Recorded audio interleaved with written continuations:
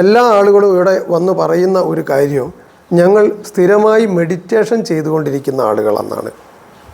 യഥാർത്ഥത്തിൽ എന്താണ് മെഡിറ്റേഷൻ എന്ന് അവരോട് ചോദിക്കുമ്പോൾ അവൾക്ക് അറിയില്ല.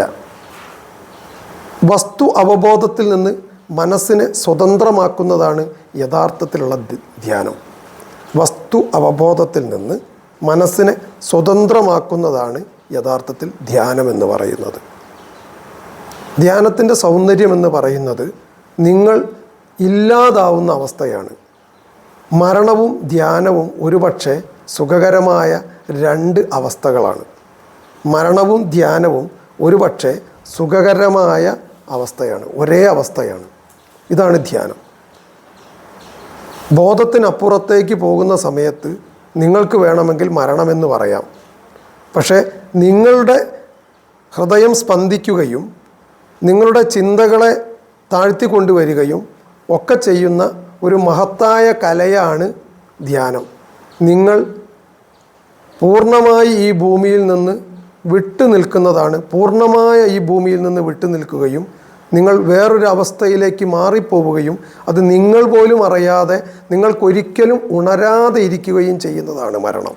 നിങ്ങൾക്ക് പിന്നെ ഉണരാനേ കഴിയുന്നില്ല മരണത്തോടെ. ധ്യാനത്തിൽ നിങ്ങൾക്ക് ഇതേ അർത്ഥമുണ്ടാവും. നിങ്ങൾ കുറേ കഴിഞ്ഞാൽ ഉണരുക തന്നെ ചെയ്യും. അതാണ് ധ്യാനത്തിൻ്റെ സൗന്ദര്യമെന്ന് പറയുന്നത്. ഒരു തലത്തിൽ ഒരു സമയത്ത് നിങ്ങൾ മരണവും ധ്യാനവും ഒന്നായി മുന്നോട്ട് കൊണ്ടുപോവുകയും ഒരേ രീതിയിലാവുകയും ഒരു സമയം കഴിയുമ്പോൾ ധ്യാനത്തിൽ നിങ്ങൾ എഴുന്നേൽക്കുകയും ചെയ്യും.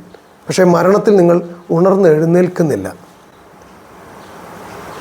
രണ്ടിനും അതിൻ്റേതായ സൗന്ദര്യമുണ്ട്. ഭൂമിയിൽ ഒരുപക്ഷെ ഏറ്റവും സൗന്ദര്യമുള്ള രണ്ട് കാര്യങ്ങൾ ഞാൻ അറിഞ്ഞിടത്തോളം അത് ഒന്ന് മരണവും ഒന്ന് ധ്യാനവുമാണ്. അത്രയും മഹത്തരമായ ഈ രണ്ട് കാര്യങ്ങൾ ഒന്ന് മനസ്സിലാക്കണമെങ്കിൽ നിങ്ങൾക്ക് ഏത് നിമിഷവും സംഭവിക്കാവുന്ന ഒരു കാര്യമാണ്. അതിൻ്റെ സൗന്ദര്യമെന്ന് പറയുന്നത്, മരണമെന്ന് പറയുന്നത് ഏത് നിമിഷവും സംഭവിക്കുന്ന ഒരു കാര്യമാണ്.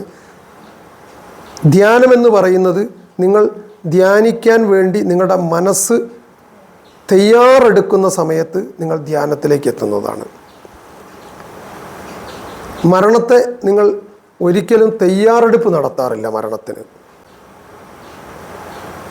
മരണത്തിനൊരിക്കലും നിങ്ങളൊരു തയ്യാറെടുപ്പ് നടത്തി നിങ്ങൾ നിൽക്കാറില്ല. പക്ഷെ ധ്യാനത്തിന് ഒരു തയ്യാറെടുപ്പ് ആവശ്യമാണ് ആദ്യകാലങ്ങളിൽ. എന്ന് വെച്ചാൽ തുടക്കക്കാരിൽ